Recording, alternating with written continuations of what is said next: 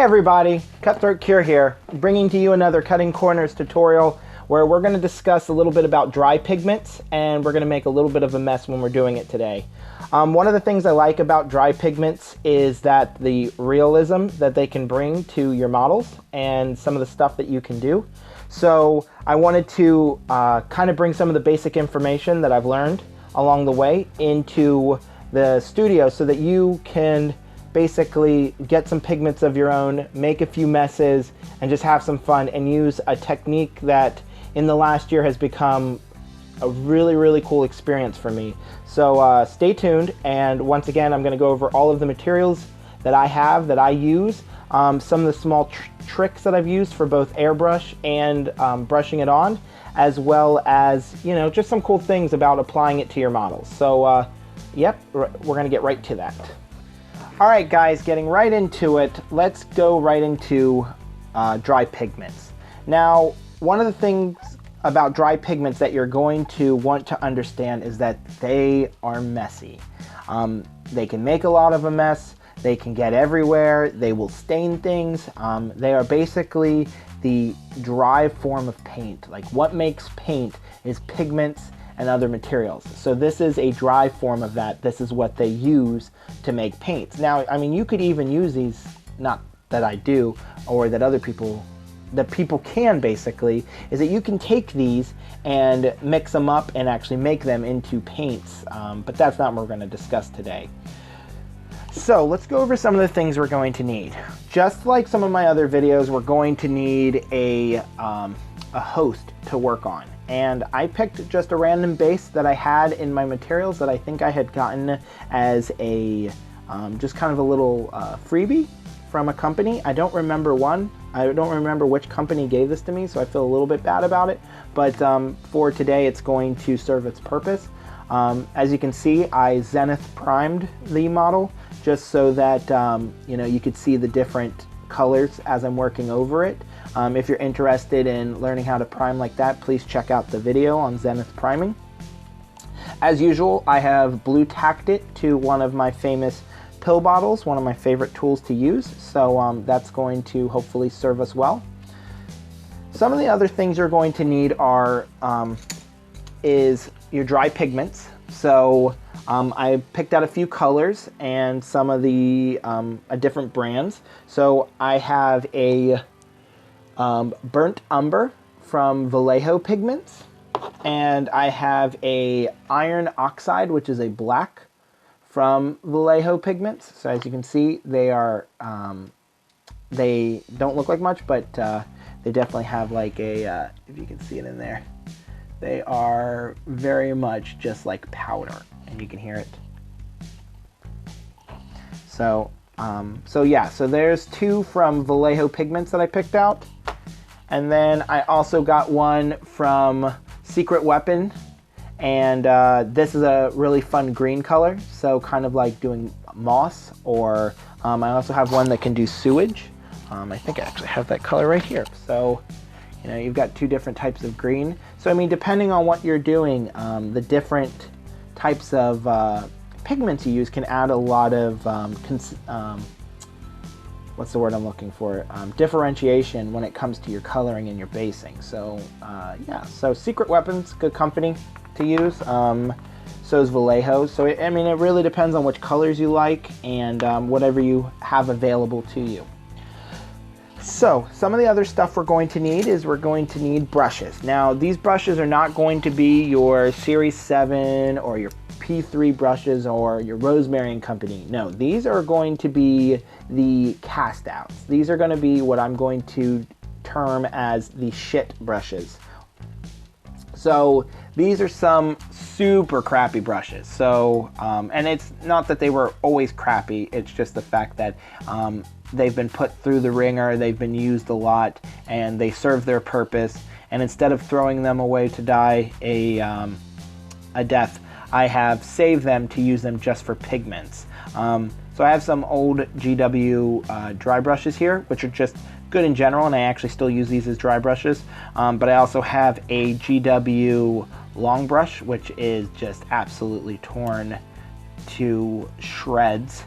And then I have just another artist brush that I had gotten from Michaels, which, as you can see, has seen many better days. I'm not doing any line work with that one. But yeah, so these are going to be my faithful tools in order to apply the dry pigment. Another cool thing to have is a Q-tip.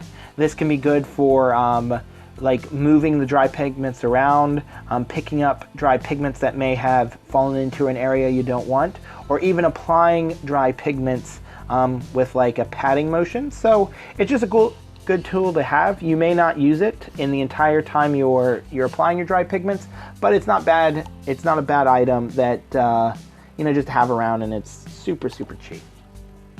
So another thing you're going to want to get in order to put your pigments into, just to clean it up a little bit, you can use your palette, a dry palette. Do not use a wet palette, or you can use little cups. I got this one right here from a hibachi place. It was to put sushi in, so I got a few of those. Sorry, to put soy sauce in, not sushi. And then 7-Eleven was nice enough to give us these chiller cups. They're actually pretty decent size. I actually could fit an entire bottle into one of them. So I went in there and I just asked them if I could have a few, and they were fine with that. So just a cup like this that is easily disposable, but also they're pretty well made. So I actually have used this cup many times, and I just wash it out. And you know, if something happens to it, I don't really care. So you might notice that I have a Chick-fil-A tray here. I actually found this at a Goodwill, so I picked it up just because I thought it was funny. But it actually is a really important tool for me to use because it keeps my desk nice and clean. It has ridges along the edges, so I can get this messy by applying the pigments in it, and it keeps it in a very controlled situation. So when you're working with pigments, you may want to put down a little bit of newspaper or something just to keep your significant other or any company happy, instead of having a big mess. Now, if you just don't care about your workstation and you know, you have an area that you just work on all the time, then you know, just go to town, have fun. But if you're trying to keep things a little bit cleaner, something just to do this whole process on works very well. Two of the other things we're going to need is we're going to need some H2O, water. That's really good. We're going to use that in one of the techniques that I show you in this tutorial. And then the other, but actually in my opinion, one of the most important parts of, or tools that you can use in working with dry pigments is actually isopropyl alcohol. Now, this is not your Jim Beam alcohol. This is, you know, your run-of-the-mill CVS, Rite Aid, pharmacy alcohol. And this is actually going to be used to set the pigments to stay, because as I said, they're just very dusty material. So when you apply them to your base, you could technically just take your finger and brush them away, or take a brush and brush them away. Once you apply the alcohol, it sets it and you know, tells the pigments you're here to stay. You can also get pigment binder, which is offered by both Vallejo, Secret Weapon Miniatures, and other companies. But honestly, I've found that just good old rubbing alcohol works perfectly fine. So let's get to this. So right off the bat, I've got kind of these like little, what are those called? Like columns. I've got some broken columns here, and you'll see around the edge here, I've got some like grit and dirt, and then I've also got bits of tile here.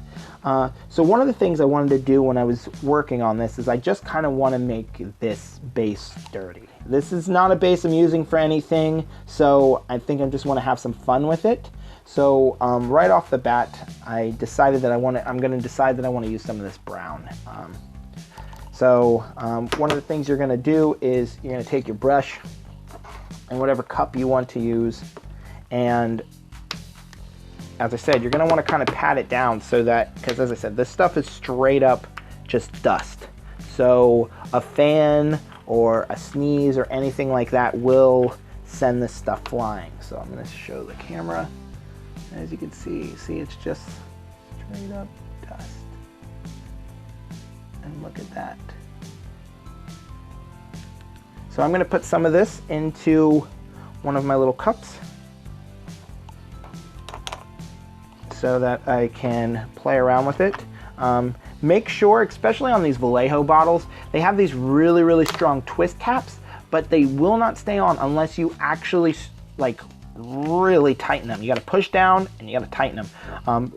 I only say this because I had a really good friend recently that went to hand me one of these bottles and the top came right off and he got a lap full of dry pigments, and our only fear was that it would hit the carpet, but thankfully that crisis was averted.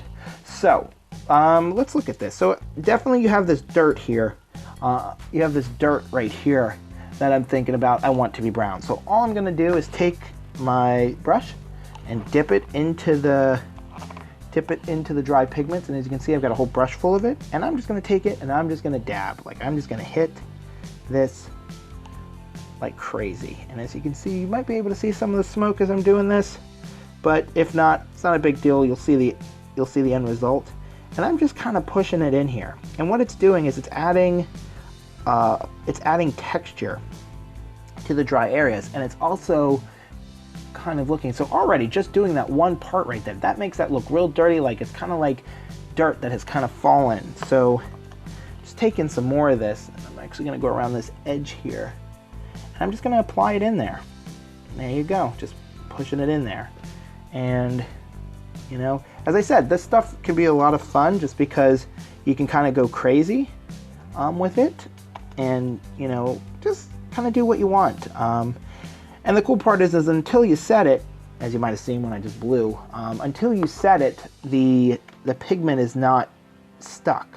So I'm just kind of putting this stuff around just so that it'll add that extra layer. You know, because I want this to look real dirty. I want this to be real messed up. Right there already, we've got a decent amount of pigment on here. So that's a good thing.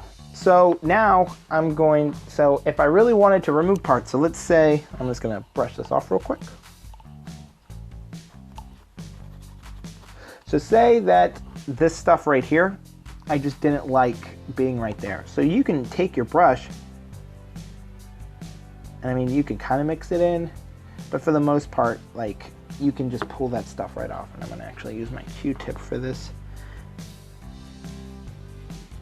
And just by rubbing it there, like, I've picked up a good bit of the pigment. So yeah, it's not perfect, but you know, when you paint over it, it's not gonna add too much it's not gonna add too much depth right there. But you can see right here, like that area is already super, super dirty.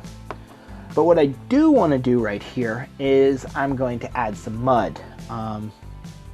And in order to, actually before I do the mud, we're going to come back to that.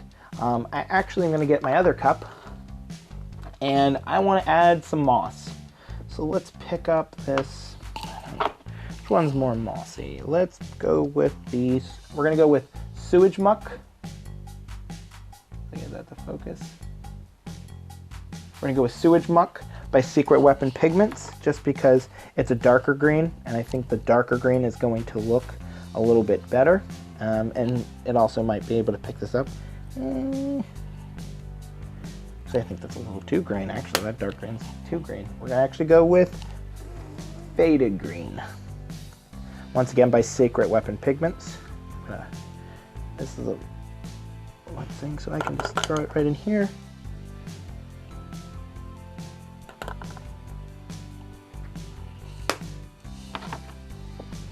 And I'm going to take some of this green, as you can see it's pretty green, and I'm going to grab some onto my brush.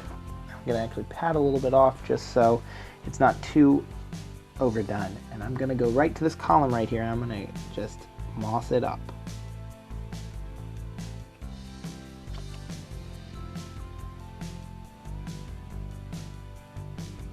And you can even take some of that and just kind of like by pushing it into the rest of the colors here, you know, it's kind of adding a little bit of a trail.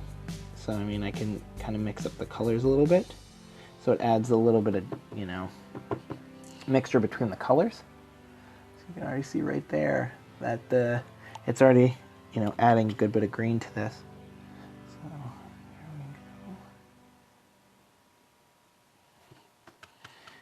And I'm just kind of, as you can see, I'm just having a blast here, just trying to throw stuff on here so it look interesting. So let's mix it up a little bit. We're gonna grab some of this iron oxide black from Vallejo Pigments. Open it up. And I'm actually gonna throw a little bit of this black right into my green. And we're gonna see what happens. Once again, make sure you tighten those caps on. So I'm just gonna mix it around.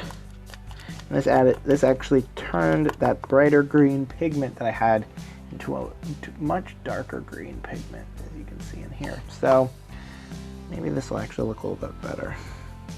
There we go.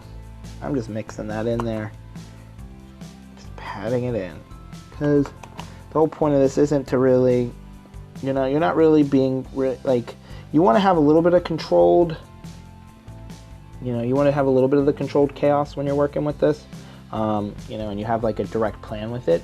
But I mean, honestly, just taking the pigments and just throwing them onto a base and, you know, seeing what happens is really cool. Just because it can add some really cool effects to the material that you're working with. Thankfully for this one, you would want to do your pigments usually after you've painted the entire model. You've applied the model or the base and you have finished all of the painting, because you know, you're not really going to want to paint over this stuff so much. You can, but as I said, it's not, you know, it may not be like the best idea, but you know, you're getting the basic point of it. So right there we have really a really muddy, I mean really messy base, but you can see like the different you know, colors and how it mixed up. So if you look right, get this to focus. If you look right in here, you can see like how it's sitting on top of this column and the dirt, which I'm gonna add a little bit more of because I got some over here. So we're just gonna throw some right in there. So I'm just layering it on there because I want it to look like actual dirt that's coming off there. So it does look like that, like it looks really dirty. So the next thing that you can do once that you're done with whatever you're playing with, or if you're looking for a different effect, is something that you can do quite easily with your dry pigments is make the material look wet. This is really good for mud or other stuff like that, goop. So you could do sewage. So taking that aptly named sewage muck from Secret Weapon Pigments, you could take that and using this technique, you could make it look like a sewage area. You can add a lot of like actual texture depth. So this is where our H2O is going to come into play. So I'm actually going to take this and I'm going to take my little cup of brown here, which is still, as you can see, super dry. I'm shaking it around. And I am going to add some water to it. Not too much, just because I want, and you can already see this really cool effect where the water has actually bubbled. It's actually kind of cool. Let's see if I can get it to move. Come on, little guy. Here we go. Look at that. So I'm actually going to mix that in a little bit because I want my pigment to be wet. Now, as I said, this is why you're using crap brushes, because this pigment's going to get into your bristles and it is going to stain the living hell out of it. Look at that. That is all messy. But now I've got this huge bubble of pigment and water that when I put down onto this, it's going to create mud. So we're going to just lay some mud right here. So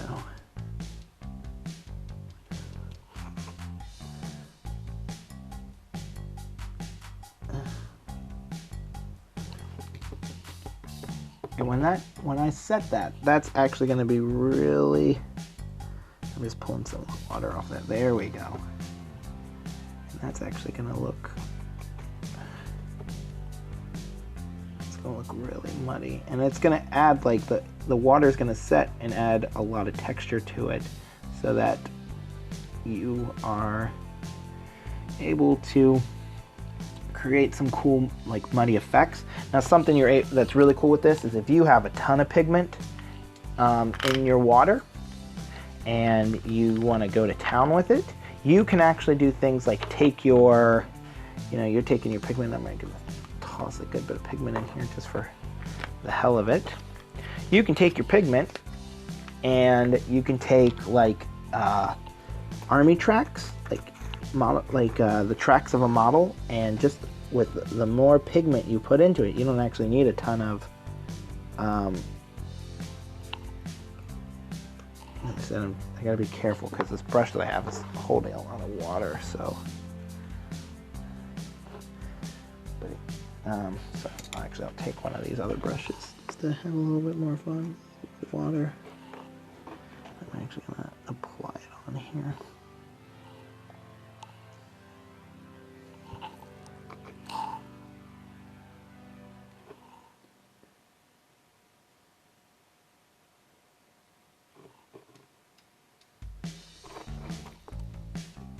So just by putting down a little bit of water, as you can see there, I'm doing different effects. So right now I have this wet pigment that I'm actually having a little bit harder time getting off my brush, but it is clumping up, unlike the pigment that's over here.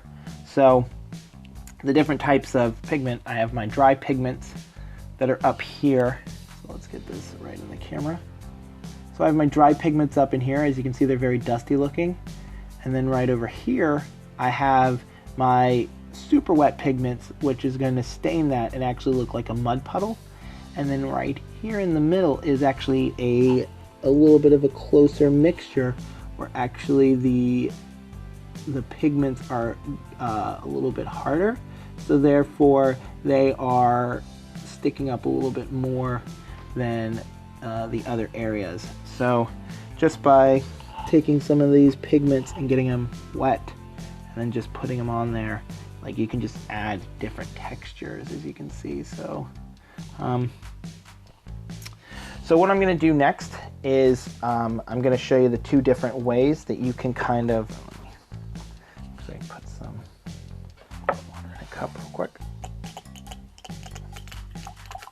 There we go, just so I can clean this off. There we go.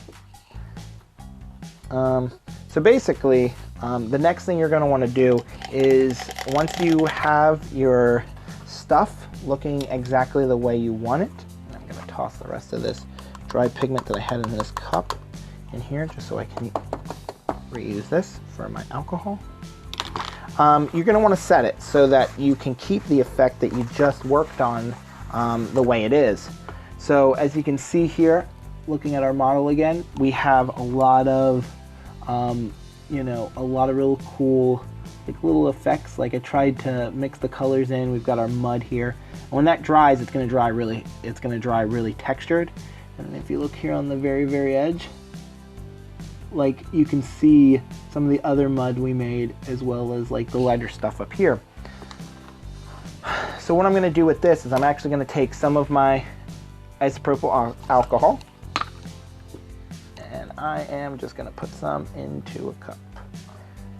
And you don't need a ton of it, just because this stuff goes a long way.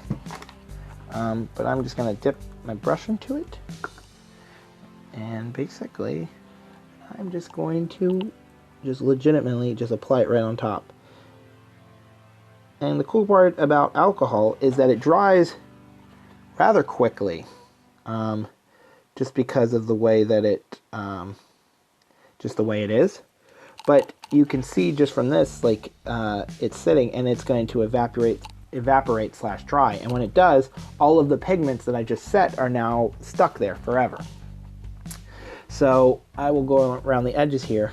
And as I said, this technique that I'm using right now is just in case you don't have an airbrush and you want to use this technique, and you want to work with pigments. This works just as well.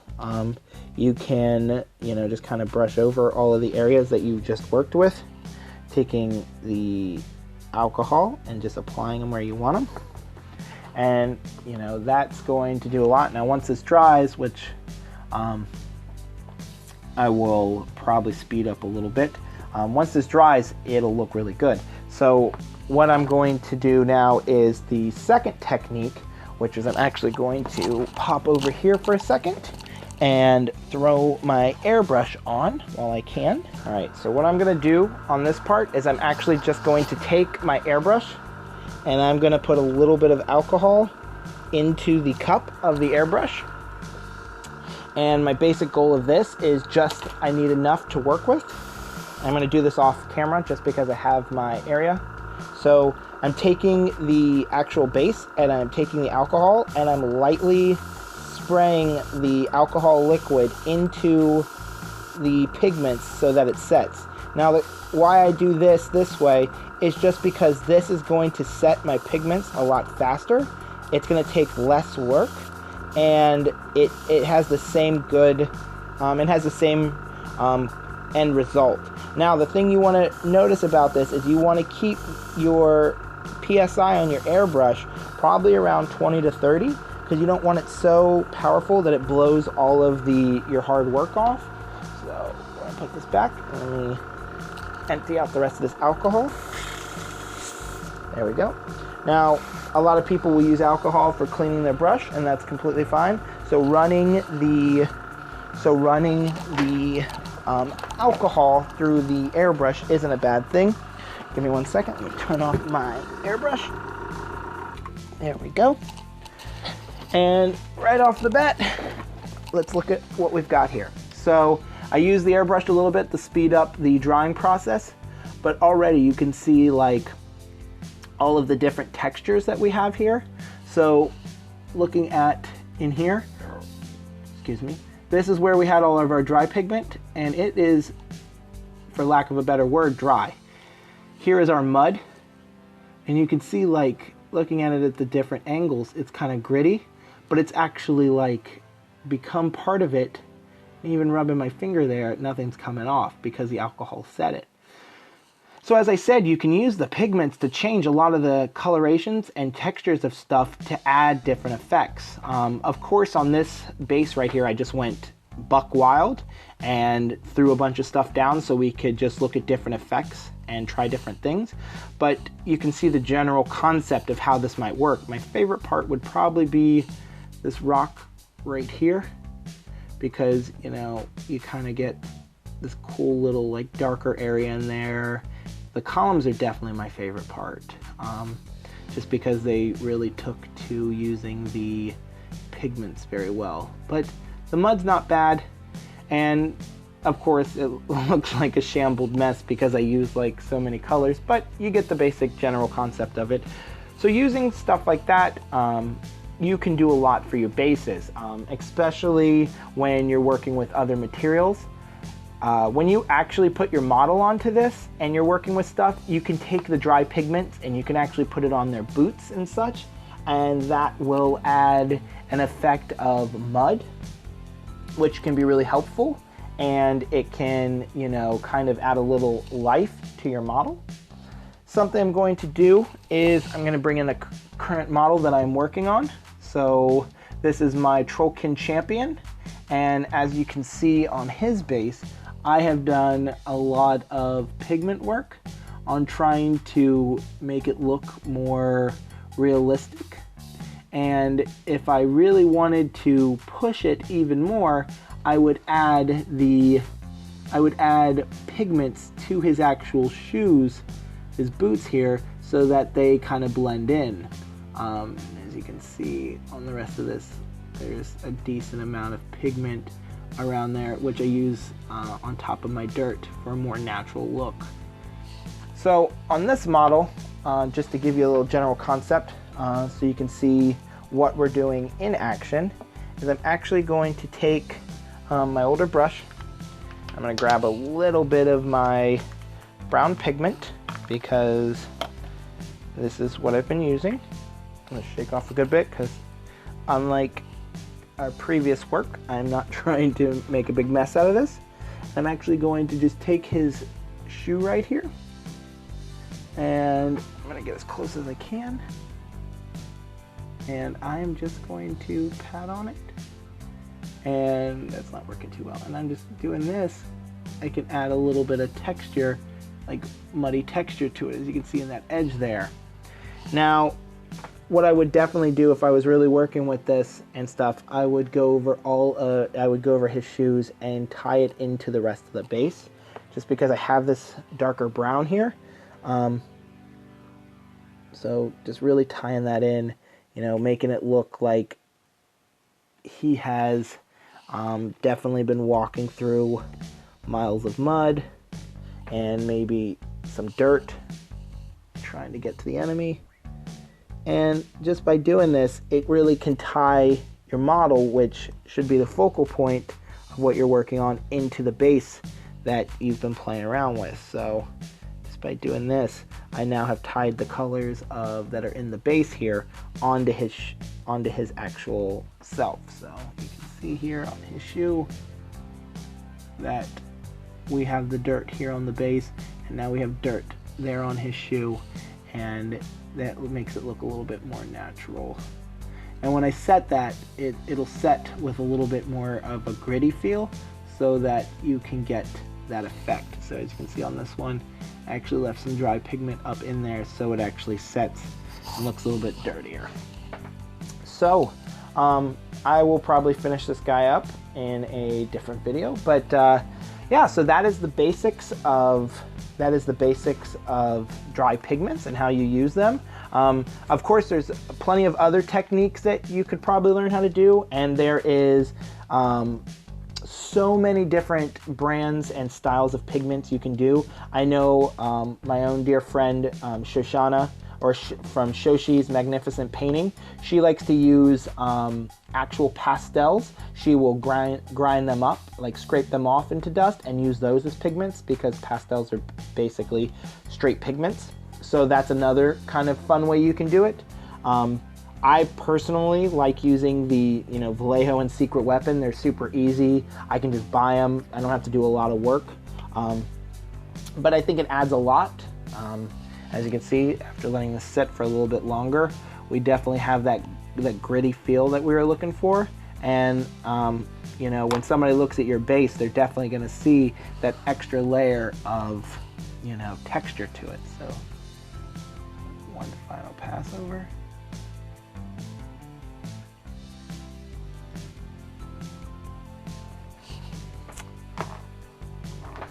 But anyways, that concludes today's tutorial on using dry pigments. Thanks for joining in. If you have any questions, feel free to leave them into the comments, and hopefully I was able to help you guys enhance your hobby a little bit more. Thanks, guys. If you enjoyed this Advanced Maneuvers hobby content, don't forget to like, comment, and subscribe. And let us know what future tips and tricks and hobby-related materials you would like to see. Don't forget, it just takes one brush stroke to keep getting better.